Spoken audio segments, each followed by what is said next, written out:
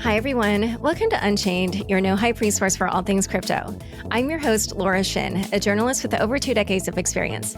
I started covering crypto 5 years ago, and as a senior editor at Forbes, was the first mainstream media reporter to cover cryptocurrency full-time. Subscribe to Unchained on YouTube, where you can watch the videos of me and my guests. Go to youtube.com/c/Unchained podcast and subscribe today. Crypto.com, the crypto super app that lets you buy, earn, and spend crypto, all in one place.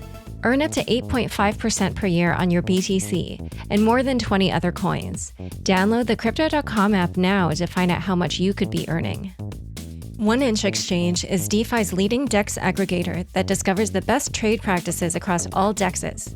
1inch was launched in May 2019 by 2 white hat hackers at ETH Global's ETH New York hackathon. 1inch has reached almost $7 billion in overall volume in just over a year. Today's topic is the recently proposed FinCEN rule around crypto transactions related to unhosted wallets, self-hosted wallets, or just plain wallets, whatever you want to call them. Here to discuss are Jeremy Allaire, founder and CEO of Circle, and Kristin Smith, executive director of the Blockchain Association. Welcome, Jeremy and Kristin. Thanks for having us. Because this involves news, I'm just going to let the audience know upfront that we are recording Saturday morning, the day after the proposed rule was published. First, can you guys explain what this rule is? Basically, the rule as proposed, and we'll come back to the fact that even the fact that this is a proposed rule versus a final rule, which has been a huge battle, and Kristin has been at the front lines of that, which we'll talk about. But the proposed rule is really around transaction reporting for individuals that use a custodial wallet or an exchange, or it's technically in the rule, a money service business or a bank, so a regulated financial institution in the United States, and any transaction that involves, essentially sending or receiving funds from a crypto wallet that is not associated with another regulated financial institution or money service business, whether internationally or the US. And it essentially says that if an individual is sending greater than $3,000, over a crypto network, then you need to actually record their full KYC information. You need to receive the name and address of the recipient, and then keep that record. And then if it's greater than $10,000, let's say you're sending, these days half a Bitcoin to someone, to another, Bitcoin wallet that either you control or is someone else. You also need to collect that name and address of the recipient, and you need to report it, all of that information to the to FinCEN, but essentially to the federal government and law enforcement in the federal government. And so there's essentially a data feed that gets sent to the U.S. government with all transactions above $10,000 with that collected information, and then they can go on and monitor that freely and track your blockchain activity. It's bad. And why do you say that? Well, listen, I think there are a couple reasons it's problematic. One, and as proposed, all of the comments for this rule are due on January 4th, which isn't a lot of time given that we've got Christmas and New Year's and a couple of things coming up.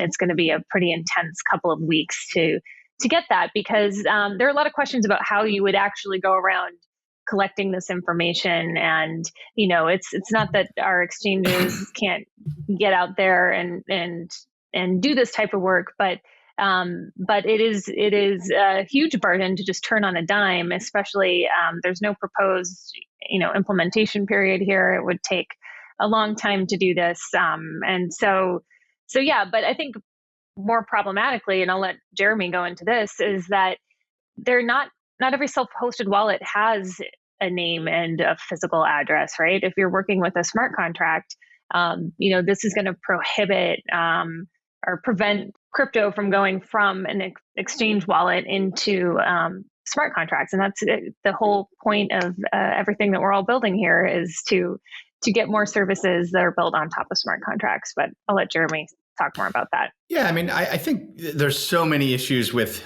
the proposed rule. There's so many issues with the process by which this is happening. This is, a midnight rulemaking, attempt. This is extremely unilateral from the Secretary of Treasury himself, despite significant objections throughout the government, including from within law enforcement to this. So this is a highly politically motivated individual who wants to jam this through and is doing everything in his power to do that, despite many, many good actors in the federal government who I think realize that something like this should not be just jammed through and requires really careful review, deliberation, and planning and thinking. So we'll come back to that maybe, but I do want to say, when you look at blockchains, like the fundamental innovation today is this infrastructure where you can actually have programmable money. The breakthroughs that are happening. This is what motivated me to get in the industry, almost 8 years ago, was this idea that you could have, money as a data type on the internet, and you could program it and you could create contracts around it, and that those could be enforced by code and work globally and interoperably, and that would eventually allow for financial services innovation and access to that financial services innovation, globally as well. Really profound stuff. And, this rule basically just completely ignores the fact that even exists. It completely ignores the fact that innovation in open finance is built on this idea of smart contracts that, whether they're providing lending markets or they're providing other forms of economic arrangements, are executing in code, and that individuals for the first time ever have the ability to access and interact with those.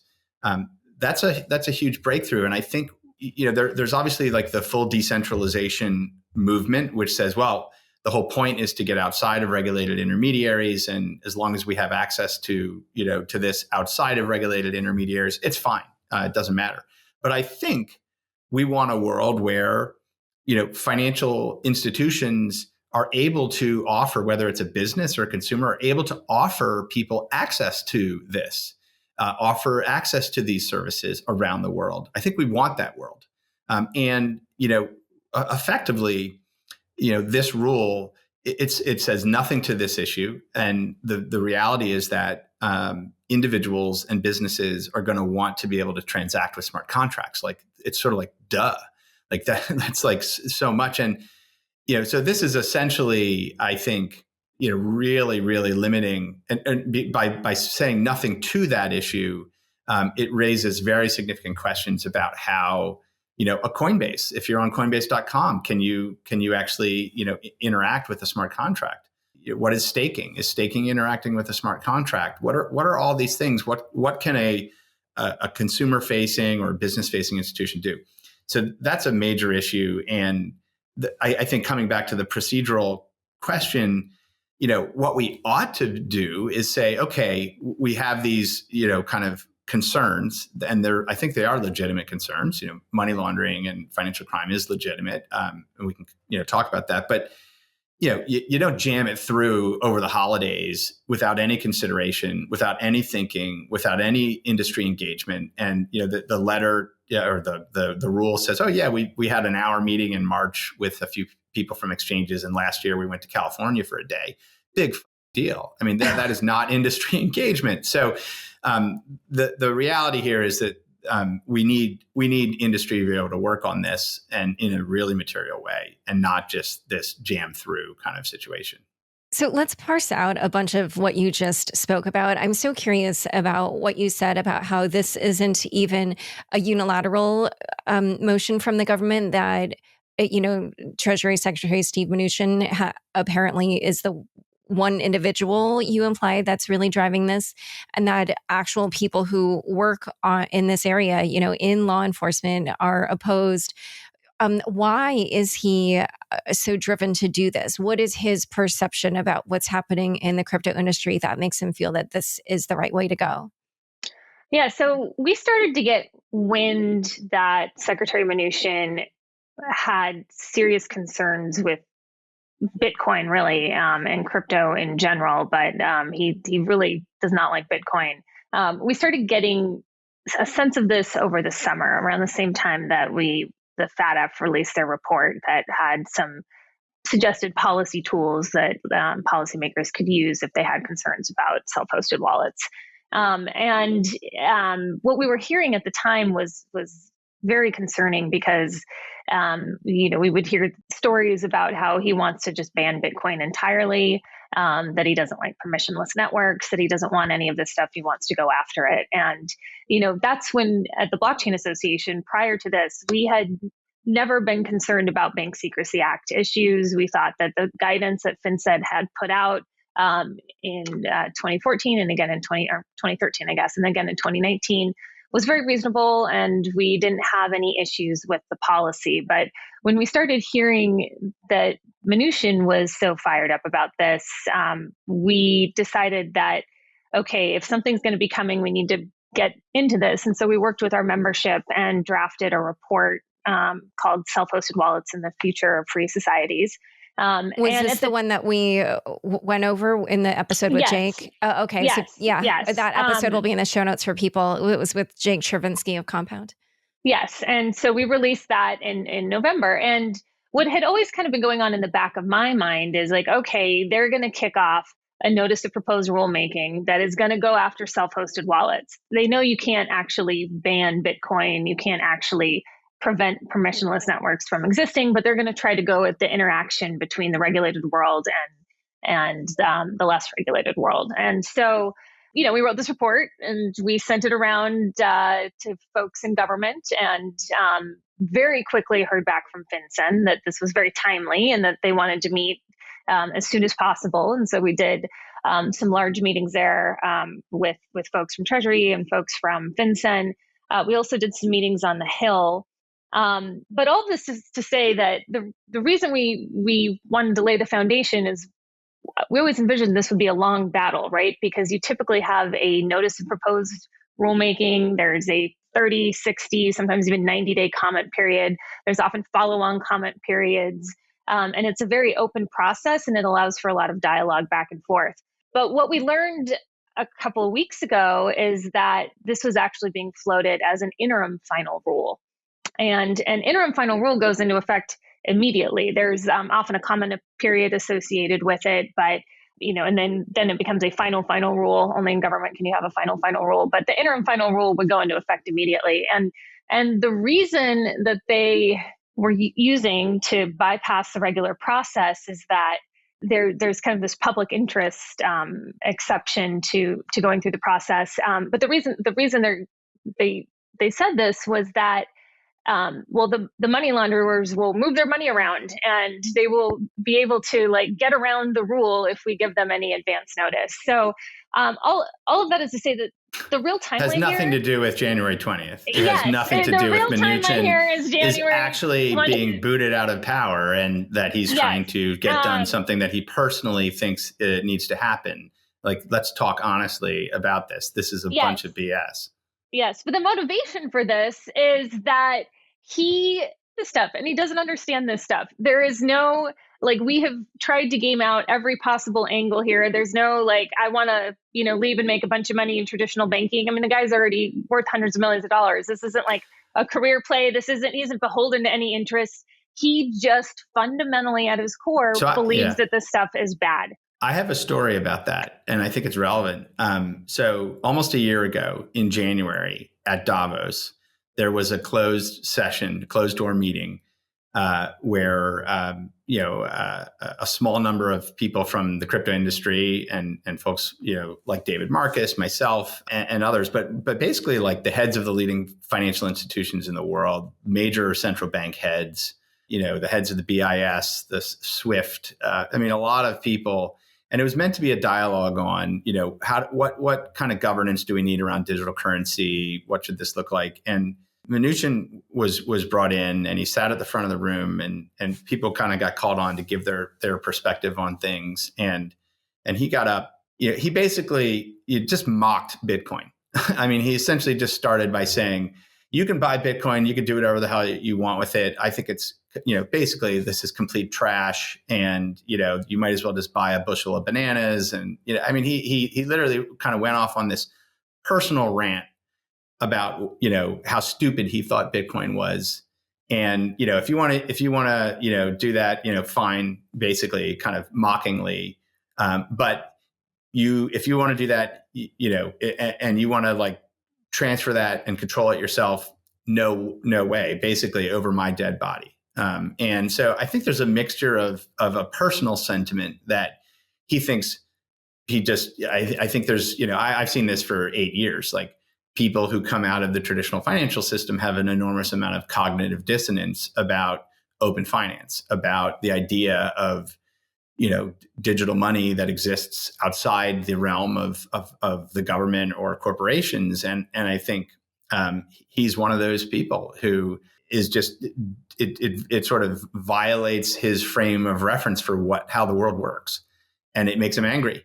And I think he felt like he was very much on a personal mission on this issue. And so that was the first time I really saw that. And obviously we're sort of seeing that play out in the twilight of the administration. And I think I was going to say, going back to your original question though, Laura, he's alone on this. He is 100% alone. We have law enforcement agencies that don't think that this is going to be a useful rule. We have FinCEN itself that, yes, the rule came from FinCEN, but there are very smart people at FinCEN that understand crypto, and they understand that this is going to be very problematic for all the innovation that's going on. But they're at the direction of the Treasury Secretary on this. So we have, staff level people at the White House that are, that have been helping to push back on this. So we have members of Congress that are wanting to push back on this. And even folks I've heard, that work for the secretary directly don't think this is the right approach, but he is on a personal mission. And the logistics, by the way, of getting a rule out the door are incredibly complicated. And what he has done to get this posted as quickly as he has is like really quite remarkable. He is, it's like where there's a will, there's a way. And even though there's all this opposition against it, he is, taken a personal, level interest in ushering this through at the last minute. It's so fascinating. One thing that I'm curious about, though, is, as you mentioned earlier, FinCEN did release guidance twice that the industry largely felt was pretty sensible. So I was curious, at this point in time, what do the people who don't think that this is a good role, in FinCEN or just pretty much any of the law enforcement or other people in government that you mentioned, what do they think should be done? Like, do they have any kind of proposals on their wish list?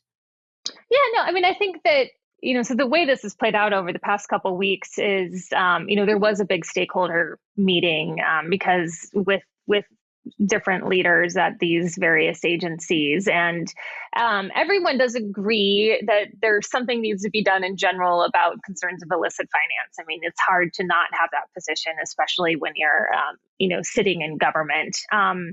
There were a lot of concerns around the process at the time. I think the smarter way, and those that are more informed, understand that blockchains are actually a little bit different than cash. I know we love to make the comparison, and it's useful in certain circumstances, but they're actually really cool, amazing tools that are used every day. We have Chainalysis and Elliptic and CipherTrace that are all out there working with law enforcement, working with companies to help track down and figure out, who the bad guys are and where the illicit financial activity is going. And that is very cool and different than how you would go and chase down the bad guys in the traditional world and in the traditional financial services world. And so the right way to have this is to have a conversation is, what else could we be doing? How can we use the unique characteristics of the blockchain to help us find these transactions that are bad and the people who are associated with them, as opposed to taking a regime that is meant for an old system and trying to apply it on top of crypto. And I think there are lots of people that are very interested and open in how to have that conversation. But they want to have that conversation first before, crafting this midnight rule and cramming it down at the very last minute. And one other thing that I really wanted to ask about a little bit further is, I actually already engaged in a little bit of a Twitter debate about this with Ari Paul, but I think the point I was arguing was wrong and he was right.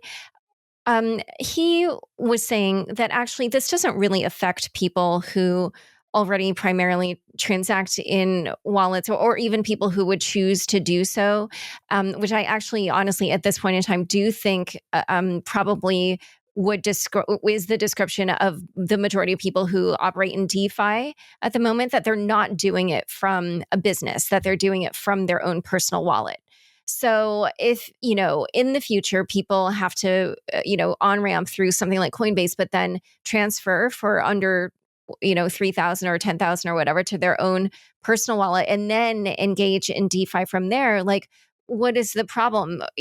Does it, because my sense earlier, even also from the FinCEN guidance, was that in a way that guidance would probably just drive more people to interact from their own wallets. And I understand, that raises maybe some security issues if you're using, huge amounts of money. But, for most average people, it's just going to be how they're going to interact. And a lot of people kind of like that idea that that's how most people would interact. So Ari was saying this is really going to affect businesses more than individuals. That's what his point was. Right. I read his threads and I think he makes some very strong points, and I agree with most of it. And just to maybe reiterate how that translates is, I go to an exchange, I work with a custodian, I'm getting some USDC or Bitcoin or whatever I'm doing, and in this new rule, let's say I want to take $15,000 and move it so I can use that and put it into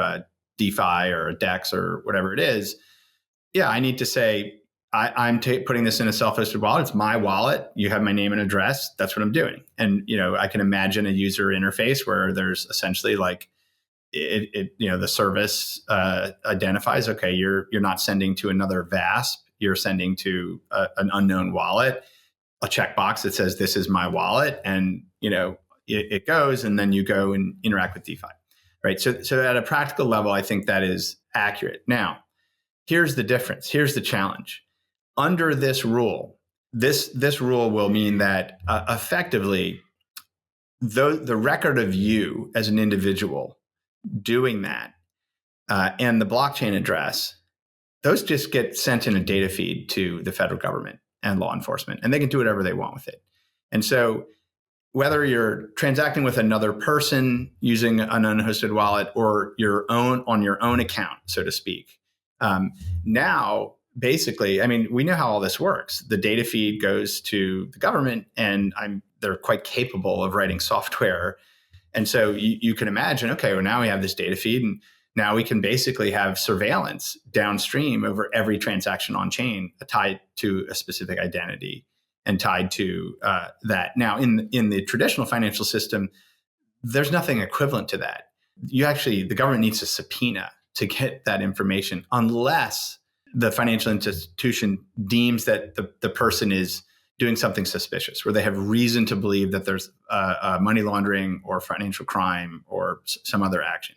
If they do, then they have to report it to the government. Now, anyone who transacts above $10,000 is presumed to be a money launderer and are now under full surveillance and monitoring. They can be without consent. And that is what this rule does. When you take cash out of a bank, you take $10,000 cash out of the bank, that does get reported. But there's not someone looking over your shoulder everywhere you go and seeing what you did. So there's a huge difference. And as we move into a world of quote unquote, digital money on internets, on blockchains, this is a small step towards radically higher levels of surveillance. And it is different than the way it works in the existing banking system. And so while it might feel good to say, oh, well, I can just put it in my self-hosted wallet and then I can do what I want. Well, you've done that, and your blockchain addresses and your downstream transaction activity are now, under surveillance without you knowing or being able to do anything about it. And just remind me also, what is the information that is required to be reported? It's what identity? Yeah, can you just list all the things? Yeah. Do you want to talk about that, Kristin? Well, no, for the self-hosted wallet, the customer registered with the exchange, there's information reporting about that. But the identity of the self-hosted wallet, self-hosted wallet address has to have a name and physical address. The physical address is kind of a particularly complicated one for some of the DeFi stuff, but. Yeah, I mean, the real question is does that, and the rule does not specifically say the CTR, what is a kind of currency transaction report? Yeah, does the CTR include blockchain address or wallet address? Now, like the SARs for virtual currency exchangers. Suspicious activity report. Yeah, sorry. Suspicious activity reports that are filed do require inclusion of blockchain addresses. And so that's certainly an open clarification. But I think if in fact these CTRs do include your wallet address, that is an enormous amount of sort of oversight that becomes possible. And then someone else also said something like, and I don't know if this is true, that then if you interact with somebody, then the exchange also will need to know their entire transaction history or something like that, if you're transacting above a certain amount. Go ahead, I don't think you need the whole transaction history.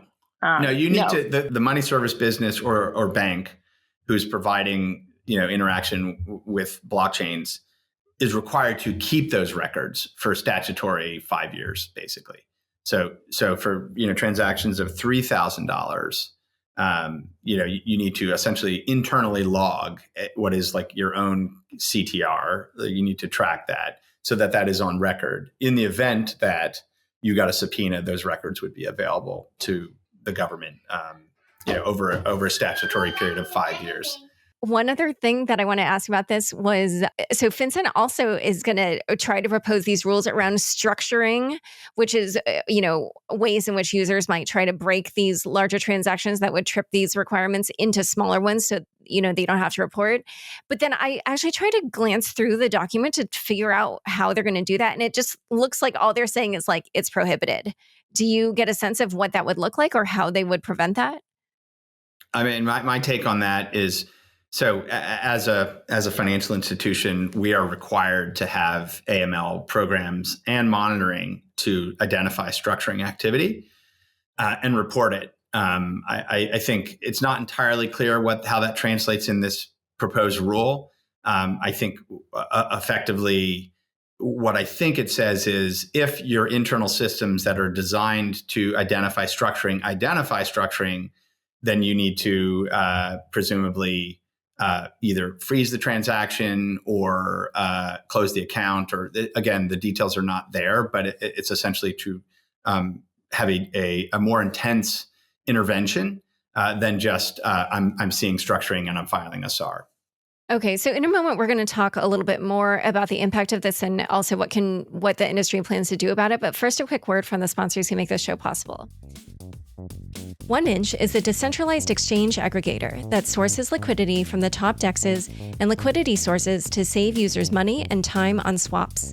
1inch is capable of finding the best possible trading paths and splitting them among multiple market depths. Recently, the 1inch team unveiled 1inch version 2. The main highlights of V2 are Pathfinder, an API that contains a new discovery and routing algorithm, and a new intuitive, user-friendly UI. The V2 improvements ensure the best rates on swaps while dramatically cutting response time. Crypto.com, the crypto super app that lets you buy, earn, and spend crypto, all in one place. Earn up to 8.5% per year on your BTC. Download the Crypto.com app now to see the interest rates you could be earning on BTC and more than 20 other coins. Once in the app, you can apply for the Crypto.com Metal Card, which pays you up to 8% cash back instantly. Reserve yours now in the Crypto.com app. Back to my conversation with Jeremy and Kristin. So now I feel like I have a better understanding of what's included in the rule, but is there anything else that we should let people know about, like what is the content of this proposed rule before we move on to other topics? I think we got all the high level points. Well, one thing that I was wondering, because, we did talk about DeFi, but I also wondered how this rule could affect the wider world of dApps in general or Web3. Like, if you wanted to buy, like if you had some $10,000 CryptoKitty or something that you wanted to buy from somebody, how would that affect things? Like, would you need to get the KYC from that person, or like, I don't know how this would impact? Well, I think this gets back to your comments about your thread with Ari Paul, right? Which is basically, if you're using a dApp, you're using that through a non-custodial wallet, because that's how Web3 works.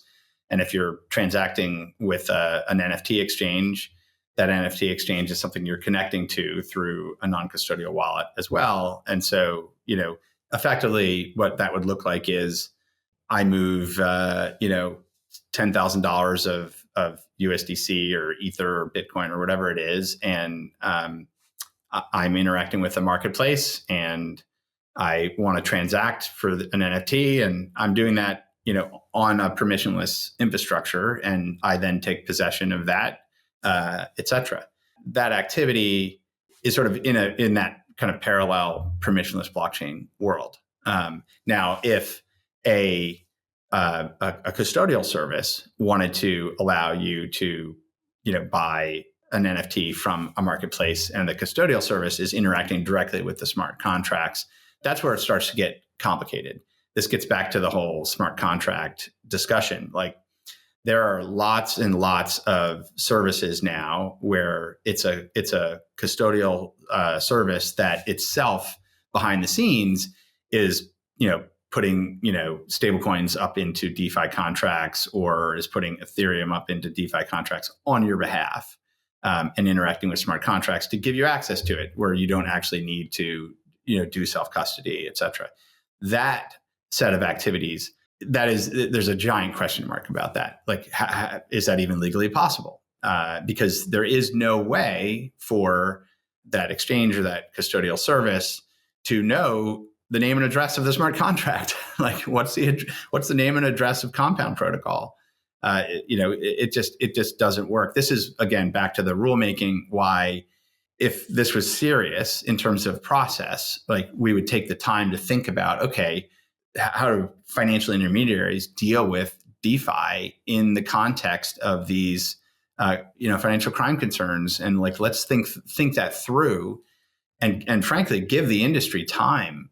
In my letter to the senior staff, including Secretary Mnuchin, I specifically believe that there are ways for decentralized identity and identity protocols and other things to be layered on this in a way where you can both have financial privacy and you can have accountability and record keeping, and that is compatible with, this emerging world of smart contracts. But it's going to take a year or two to figure that out. And so the right thing in my mind is create the space, try and work with industry to figure it out. Don't just jam it through. So I think that's really where the big question marks are.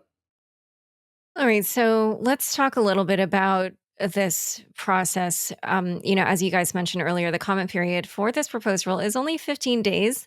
A normal length of time is more like minimum 30, or more often something like 60 days. Coin Center even published something where they talked about how there's this one proposed rule for the banking industry that's been under consideration for 6 years.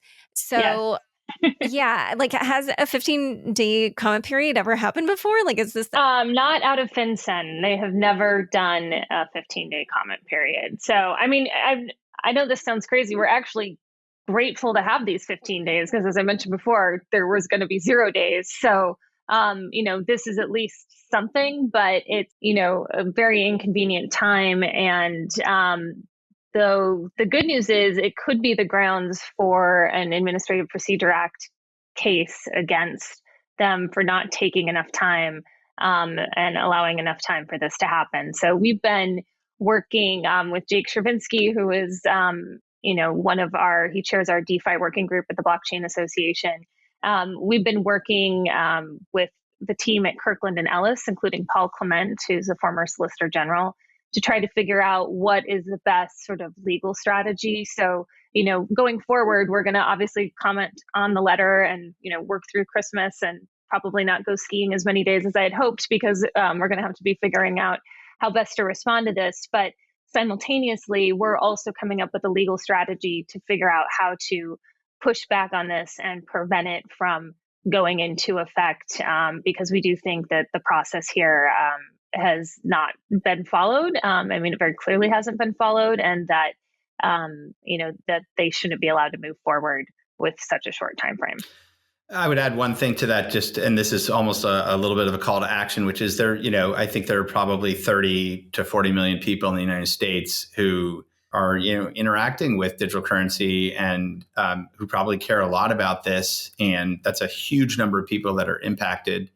So the impact is broad, but the call to action is really people who care about this need to be submitting their own comments, but also, reaching out to Congress, reaching out to their representative, elected officials, and making it clear that they feel very strongly that this is not a fair review process and that this deserves a review, not just on this administrative level, but, frankly, this is something that Congress has not even had an opportunity to look at. And so I think, people need to get out there and apply as much pressure as possible so that there is a more extensive review period on this, so that some of the issues that we've identified here can be thought through. There's also an interesting time frame ahead of us. As we mentioned before, I think Mnuchin is going to do everything he can to make this rule final prior to Inauguration Day on January 20th. But if we could succeed in extending the comment period or extending the period of time where FinCEN has to review all of the comments to get to January 21st, I think this would be a totally different ballgame. I think we would be able to work with the new administration and start over on something like this. And so going back to Jeremy's call for action, every sort of unique argument that is brought forth has to be addressed as part of the regulatory process. And so, we highly encourage people to comment, and that will, lengthen the time needed in order for FinCEN to meet all of the requirements before making the rule final. So, getting a lot of comments in is going to be important. It sort of reminds me of a common tactic in crypto, which is, the denial of service attack. But anyway, one thing that I was curious about is you mentioned this Administrative Procedure Act and legal action. I don't know what that looks like. Would that mean like a literal lawsuit against this or what? Oh, okay. Yeah. So there's a couple ways. There's a couple ways we could do it, and we're evaluating. But one way to stop this thing from going into effect is to sue the government and say that you can't put this out there. And so we're looking to do that, and that would probably be in the form of a preliminary injunction at the time that a final rule comes out. But we're looking at all of the different options that are there right now. The other option we have, because if the rule does become final, it does become quite difficult to undo the rule, right? Once it's final, you can't but if it's in this proposal stage, I think, like you said, the Coin Center folks had mentioned, some of these rulemakings go on for years, and sometimes they get pulled and they get, they get stopped along the way. And so if we can keep the rulemaking open to get to the next administration, that's our best chance. But if it does go final, we have the lawsuit route that I mentioned, and we also have something called the Congressional Review Act, which is a tool that Congress has to undo regulations that they don't like. That is going to be that would be a fairly heavy lift to get the votes to essentially undo this rule, but it's not necessarily impossible. So we're looking at a legislative strategy on that side, and then we're also looking at working through the courts in order to get this thing slowed down before it goes into effect. And then I wanted to add. Sorry, go ahead. No, go ahead, Jeremy. I wanted to add one thought here as well, which is somewhat tangential, which is essentially, I don't want everyone to be all doom and gloom here, because I think you've actually seen, a week or so ago, obviously there was some heightened concerns about an outright ban or more aggressive measures, which were in fact being contemplated, and the market obviously reacted to that. I think gradually there's so much interest in the market right now. It's obviously grown, but even specifically after 5 p.m. yesterday, when the details of this rule were published, the market is up. And I think I'm very close to some of the biggest market makers in the world, and I think people have kind of shrugged it off. And I think they've shrugged it off for two reasons. I think one is the perception is, as if you refer to the Ari Parl thread as well, is sort of like, okay, well, DeFi can go on. People can continue to utilize, permissionless infrastructure. Yeah, there's some hassle around it, et cetera. But this is not somehow, going to destroy the ability to use permissionless blockchains, right?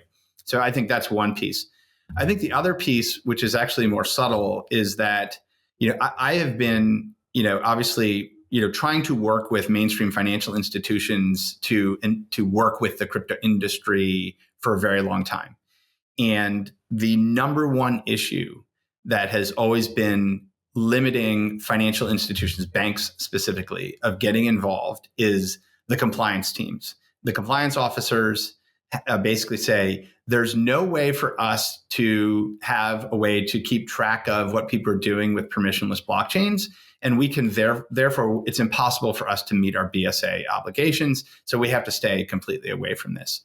As the OCC has basically said, hey, you guys can get into crypto. You guys can keep crypto on your balance sheet. You can provide custodial services. You can support stablecoin networks. As that has happened, that's been a really positive thing. You're seeing institutional participation that's meaningful, that's coming into the market right now. And you're seeing more and more banks saying, hey, how do we get into this? The PayPal announcement is another example.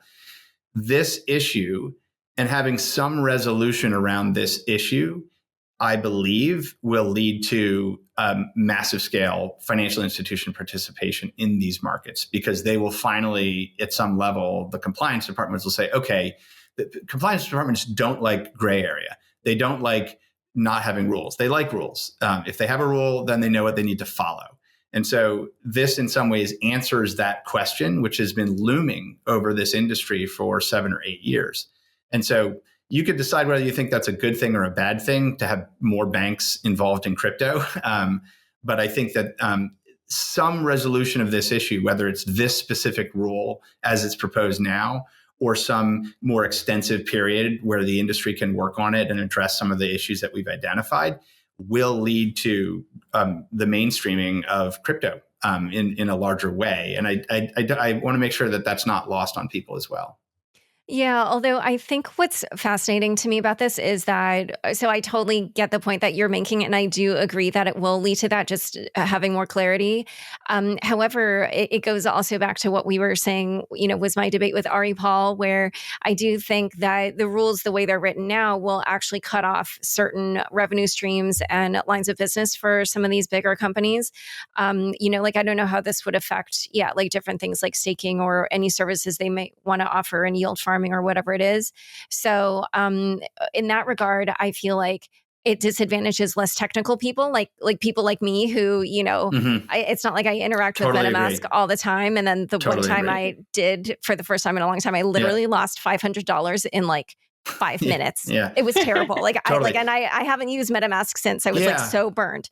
So more tech. I feel like this drives a thing where it opens up crypto only to more technical people and not to everyday people. Yeah, I think that's a risk. And I think worst case scenario, this thing gets jammed through. There's no way to stop it. It goes into effect. There's some period of time. The next step is we need additional guidance. We need additional clarification. We need additional amendments. We need to work on that issue so that, mainstream financial institutions that want to tap decentralized networks for services and provide those as value to their users have the ability to do so, and do so in a really clear way. So we have to continue to fight for that. And so just to go back to Kristin's points earlier about the Biden administration, Jeremy, you did say on CNBC that you expected the Biden administration to ultimately be positive toward crypto. But I don't know, in the context of your comments, did you mean like around this type of issue, or why did you say that, and why did you and what do you think their attitude would be in the short term if the rulemaking does go past the Trump administration? Well, I mean, I would say a couple things. I mean, I think there's obviously career civil servants that work in agencies. There's a tremendous number of people who work in the Treasury Department, in the OCC, in FinCEN, in law enforcement, in other key agencies, who are getting more and more educated on crypto, thanks to Kristin and team, and a broader, just general awareness in the space. And I think there's just so much more understanding now than there's ever been, and there's a real recognition that this is very significant and important infrastructure. And so I just think at the federal government level, there is just in general a more constructive view on all of this. And I think that's getting more and more heightened as this grows around the world. I think specifically with the Biden administration, my view is that there's going to be a major focus in the Biden administration on American competitiveness in critical industries and infrastructure areas. I think that the approach that the Biden administration will take is not going to be one of the standing up massive, federal government initiatives. It's going to be to tap American entrepreneurship. It's going to be to tap the great, technology capabilities, the great, private firms, to do that in a way where the public sector and the private sector work closely together to advance those things. And blockchains and what they enable is clearly a category, and digital currency is clearly a category where, the United States needs to have a leadership position, not just in this sort of US-China thing, which people tend to over dramatize, I think, but I think just in general, this is, I always use the 1996 metaphor, and I think it's very apt. We might have a Netscape moment with Coinbase's IPO, which was similar to back then, but I think very specifically, people are seeing that the global economic system and the financial infrastructure is going to get rebuilt in the image of the internet and on this. And we got to get it right. And so I think that this is just a time. It happens to be when Biden and team are coming to power. And I likewise, I think that in general, we'll want to kind of govern from the middle and try to approach this in a bipartisan manner. I think this is an industry that has people on every which way of the political spectrum who are interested in seeing it move forward. And I think that will contribute to general engagement and support.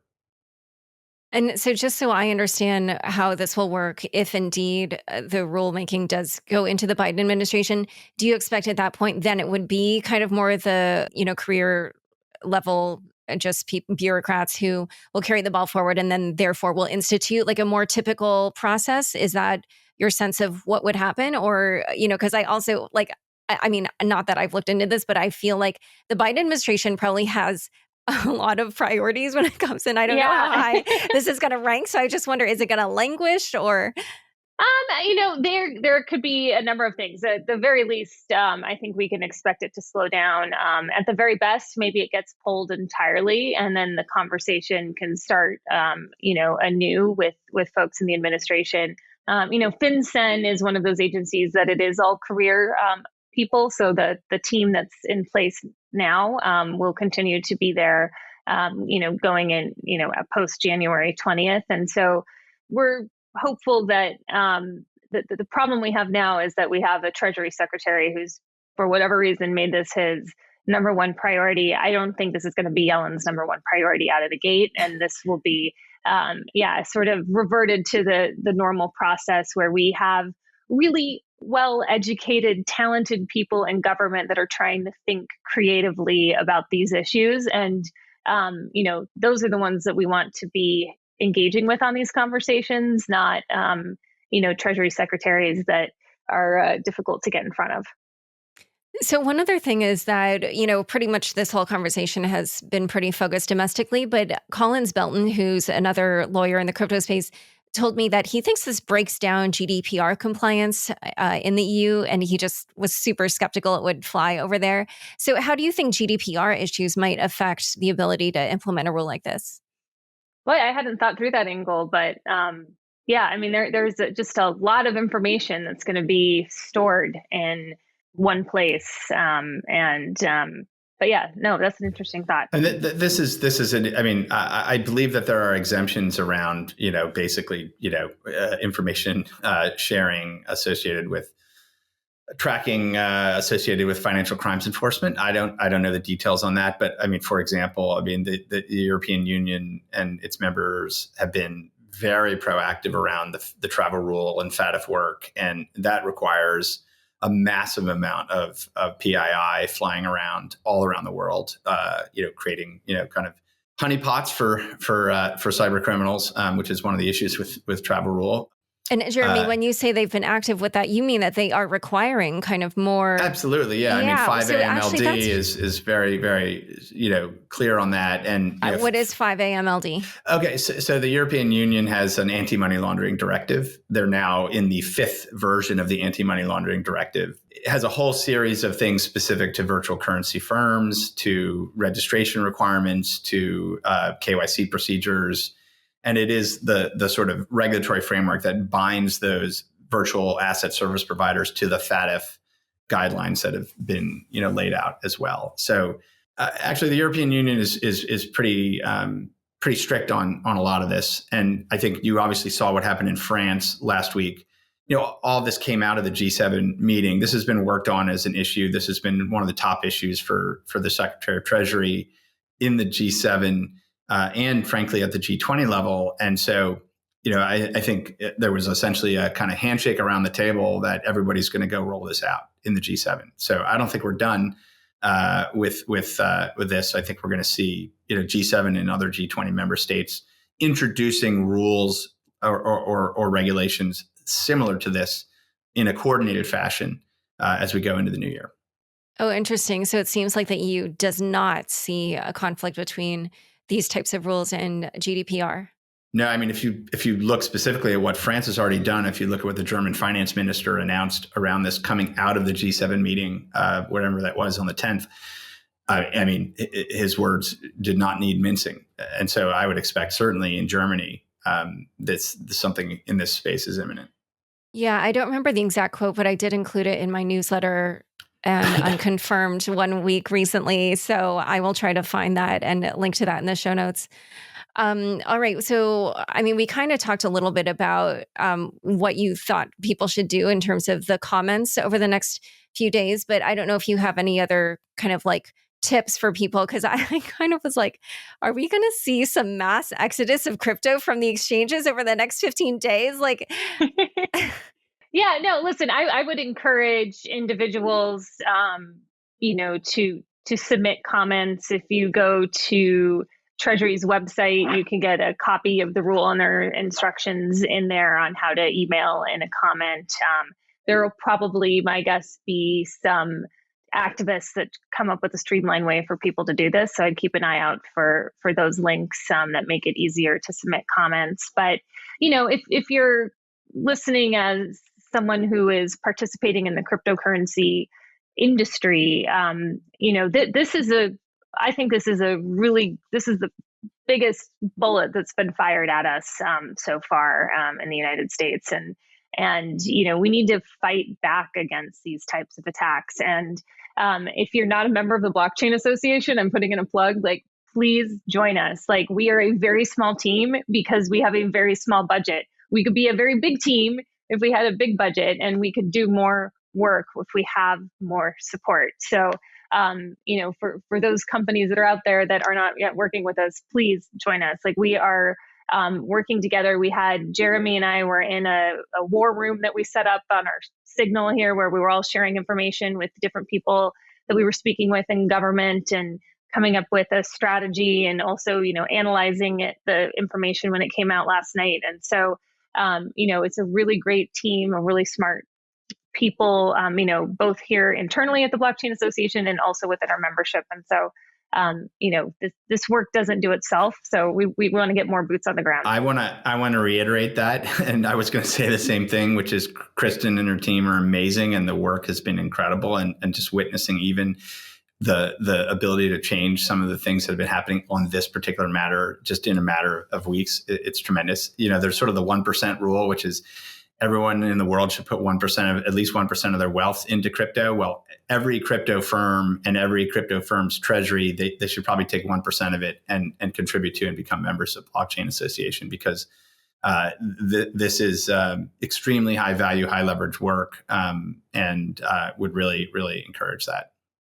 One other thing I wanted to ask about, Kristin, was I've been noticing on Twitter that Coin Center has been raking in the bucks on Gitcoin. Yeah. They raised $300,000 last I saw via Gitcoin. Is that something that the Blockchain Association could do, or I don't know if there are any particular rules around?